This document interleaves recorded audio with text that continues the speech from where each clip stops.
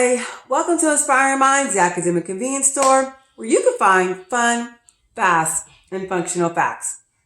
Thank you so much for stopping by, and I would like to please ask that you like, share, and subscribe to the channel. And I also want to remind you to head on over to the academicconvenience.store.com, where you can find more programs and services available as well. And so, again, thank you for stopping by with me this evening. And today, we are going to be looking at dividing decimals. And so the past few videos, we have looked at adding and subtracting decimals, where the main goal was to make sure you are aware of aligning that decimal point down into the final answer area. When we are dealing with multiplying decimals, we looked at how you're going to count up how many decimal digits are in each factor, and then apply that number of spaces as you move from right to count that number of spaces in your product area from right to left to identify where that decimal point will be placed. Okay, and so today we're going to be looking at dividing decimals, and there's two main ways you might be asked to divide a decimal, and that is number one, you will see dividing a decimal by a whole number, and two, you might be asked to divide a decimal by a decimal. And so those are the two examples I will be going over with you for today.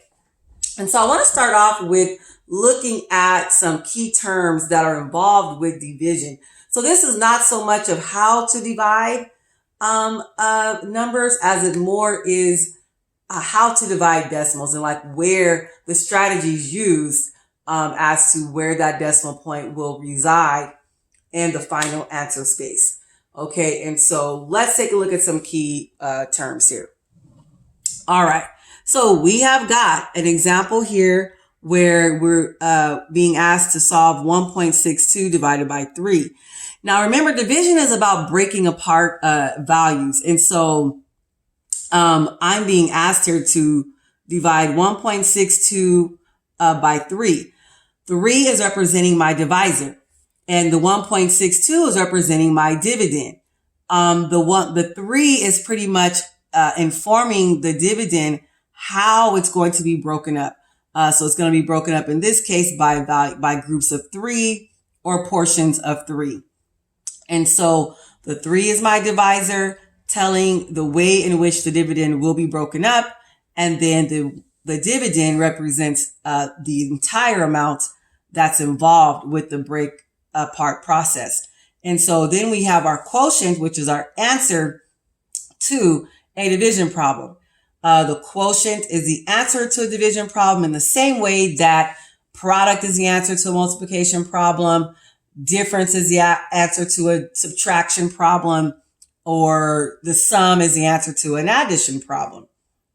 And so we want to make sure that we are aware of those terms as we are solving our dividing decimals.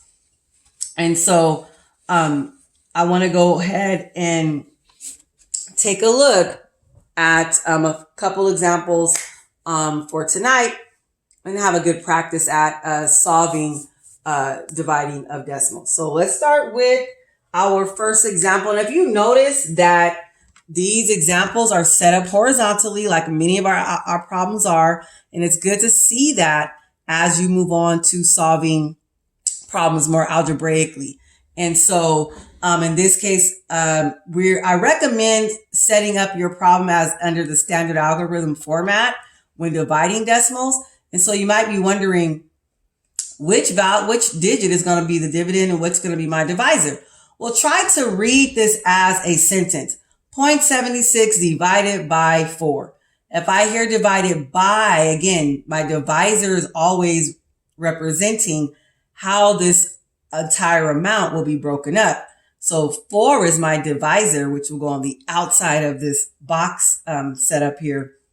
Okay. And so the first step to dividing decimals by a whole number, write the decimal point of the quotient above the decimal point of the dividend. And you want to do that the first thing before you even start solving. I'm just going to bring that decimal point right on up into my quotient area. Then I start solving. So then I just, number 2, divide as you would whole numbers. And number 3, check your answer by multiplying your quotient by your divisor, and the answer should match your dividend. Okay, so let's go. 4 into 7 can go in there one time, and then you're going to multiply 4 times 1. I know that's pretty common. Teachers ask the kids to put the multiplication symbol there so they don't forget. 1 times 4 is 4. Now, I kind of like to use the example as of the game show The Price is Right, where you want to get to as close to dividing into the dividend without going over. So for example, the next multiple of 4 is 8. 8 would be over the number 7. So I cannot put the number 2 in my quotient. So my partial quotient is a 1 because 8 will go over the number 7. And that would be more detailed into if you were doing a regular division problem, you would get a chance to practice that more. But for the sake of this lesson, just a quick reminder. So here we go. Then you're going to multiply. 1 times 4 is 4. You're going to subtract. 7 minus 4 is 3. Bring down the next digit, which is a 6. 4 divides into 36 9 times. Repeat the process. 9 times 4 is 36. 36 minus 36 is 0. There's nothing further to bring down. And so therefore, 0.76 divided by 4 is 0.19. Okay. All right, and let's look at an example of dividing a decimal by a decimal. Again, 9.152 divided by 0.8. 0.8 is my divisor. That is a value that I am dividing this 9.152 by. Okay, however, the main difference here, turn the divisor into a whole number by moving the decimal point all the way to the right. So in this case, in order to create a whole number out of this 0.8, I have to move it over as far to the right as possible. Remember, all whole numbers have a decimal, but we don't always see it. And all values to the left of a decimal point are our whole numbers. So step 2, move the decimal point in the dividend the same number of places to the right. So if I move my decimal point in my divisor one place to the right, I have to move the decimal point in my dividend one place to the right. Then step 3, place the decimal point in the quotient directly above where the decimal point now appears in the dividend. So in this case, it now appears after this 1. I will bring it right up into my quotient area. And then I recommend rewrite the problem so that, it gets a little bit busy with all the markings so that we're clearly able to see where that decimal point falls. And then I can clearly place that right into my quotient area. Now I'm dividing my decimal by a whole number. So if you move the decimal point in the divisor, you have to move it that many spaces in the dividend, because you might have a situation where you got to move the decimal point over twice to make it a whole number, or 3 times, depending on the problem. And then continue to solve. 8 into 9 is 1 time without going over. You multiply. 8 times 1 is 8. Then you're going to subtract. 9 minus 8 is 1. You're going to bring down your 1. 8 goes into 11 1 time without going over. And then you will continue the process and so forth until you get to there's no more values to bring down. And so that's pretty much the big takeaway for dividing a decimal by a decimal and dividing a decimal by a whole number.